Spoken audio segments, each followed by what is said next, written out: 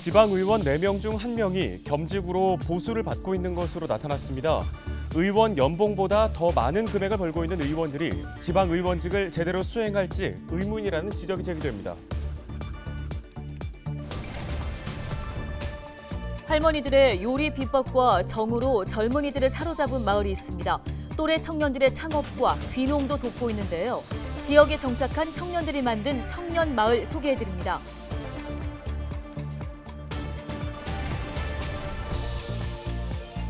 서울시가 재건축 활성화와 빠른 주택 공급을 위해 소규모 주택단지의 재건축 사업성 분석을 지원합니다. 관련 소식 전해드리겠습니다.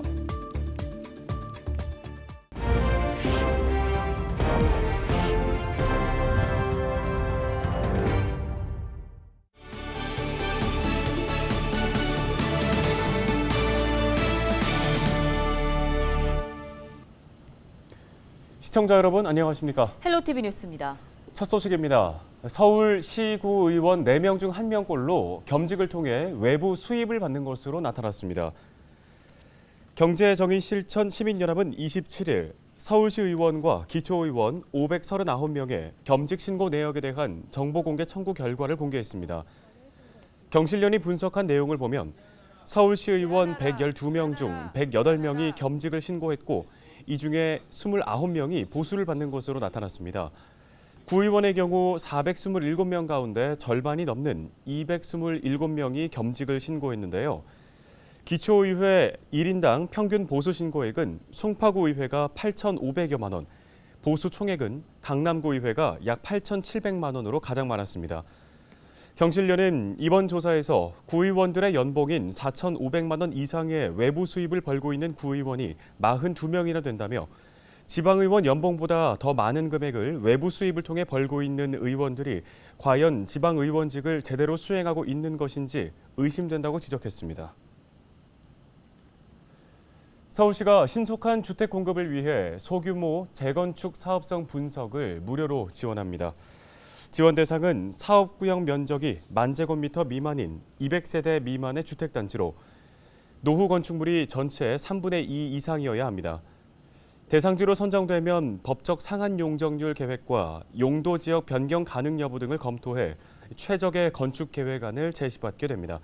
또 사업 전후 자산 가치를 평가해 소유자와 주민이 신속하게 의사 결정을 할 수 있도록 추정 분담금까지 산출받게 됩니다. 다음 소식입니다. 전화금융사기, 이른바 보이스피싱 범죄의 수법이 갈수록 교묘해지고 있습니다. 네, 눈치 빠른 시민의 기지로 보이스피싱을 막아낸 사례도 있는데요. 이세진 기자가 소식 전해드립니다. 김포의 한 아파트 단지 앞. 시민 한 명이 은행 자동화기기 앞에서 한참 순서를 기다리다 차례가 돌아오지 않자 안을 들여다봅니다. 20대로 보이는 청년이 그 부스 안에서 입금을 하더라고요. 가방에 시커먼 가방이 옆에 바닥에 있고 5만 원짜리를 계속 입금을 하더라고요. 시간이 걸린다며 이 시민에게 순서를 양보한 젊은 남성. 자동화기기를 사용하려고 안으로 들어가자 수상한 영수증이 쌓여 있었습니다.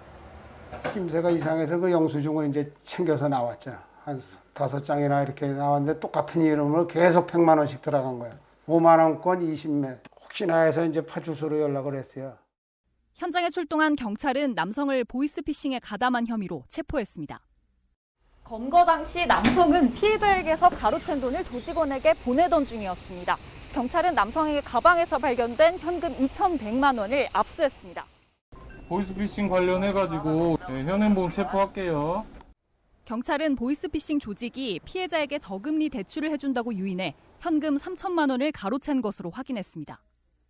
경찰은 압수한 현금을 피해자에게 돌려주고 보이스피싱 수거책 검거에 기여한 시민에게는 표창과 신고 포상금을 전달했습니다. 헬로티비 뉴스 이세진입니다.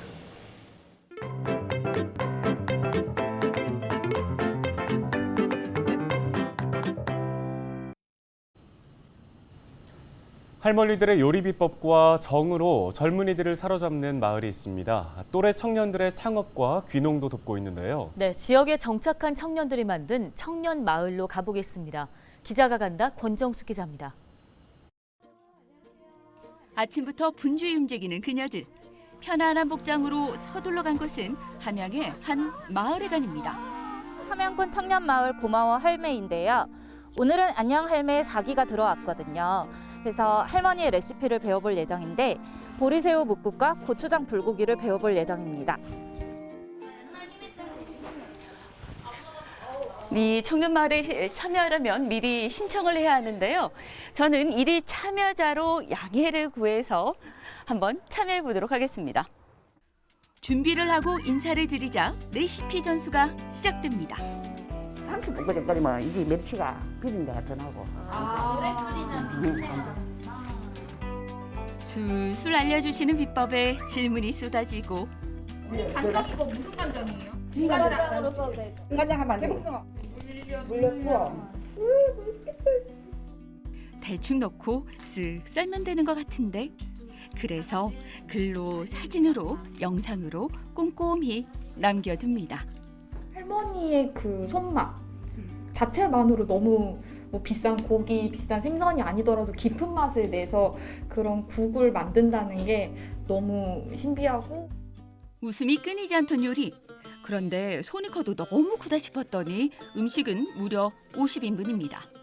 첫날 초면에 마을분을 초대했다는 이들. 그 마음이 예쁜지 어르신과 주민들은 바쁜 농번기에도 일손을 내려놓고 한 걸음에 찾아왔고 함께 식사하며 시골의 정을 보여줍니다.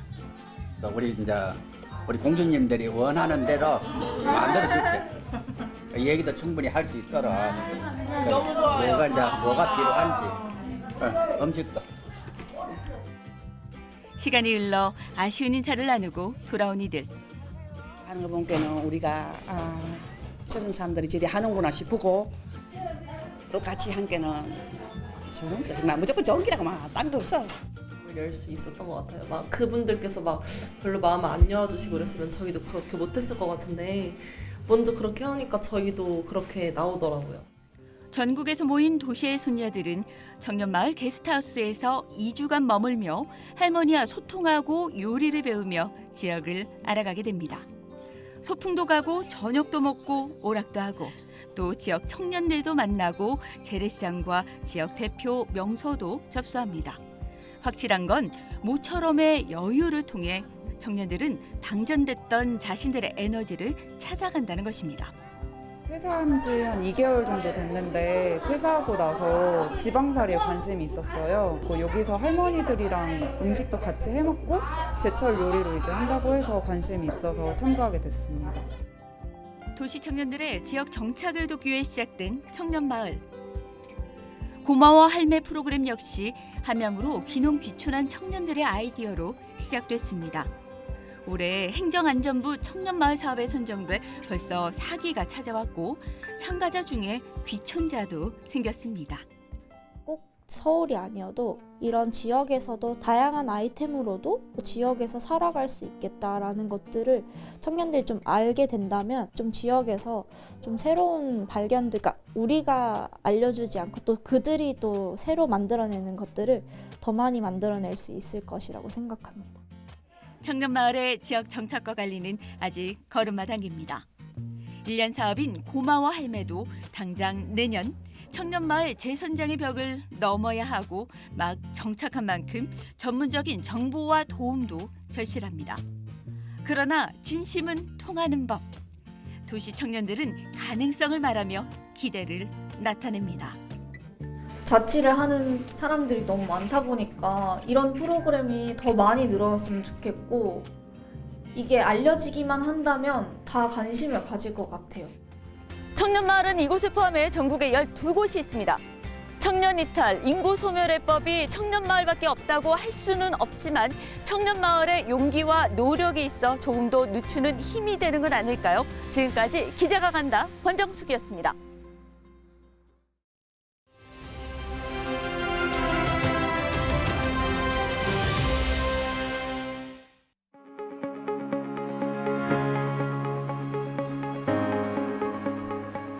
중앙정부가 획일적으로 전국의 행정을 처리하던 관치 행정에서 지방정부의 독립성이 보장된 지방자치가 부활한 건 35년 전이었습니다.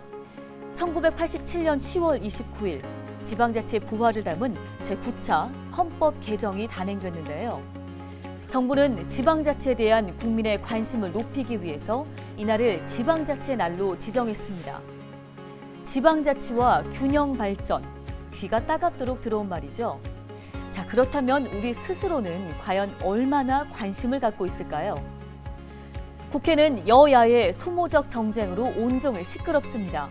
그런 만큼 국민의 눈과 귀는 중앙정부와 국회 움직임에 주로 쏠리고 있는데요. 지방정부와 의회에는 얼마나 관심을 기울이고 계십니까? 새로 뽑힌 단체장들이 취임한 지 100일이 지났습니다. 민선 8기 시장 군수들은 후보 시절 저마다 지역을 발전시키겠다고 목소리를 높여왔죠. 그랬던 그들이 당선되고 취임한 이후 무엇을 또 얼마나 했을까요? 그리고 지방의회 의원들은 어떤 역할을 했을까요? 우리 지역 소식에 관심을 갖는 것, 주인인 우리가 두 눈 부릅뜨고 지켜보는 것이 나 자신과 또 우리를 위해 더 나은 지방자치로 가는 첫걸음이 되지 않을까요? 데일리 브리핑이었습니다.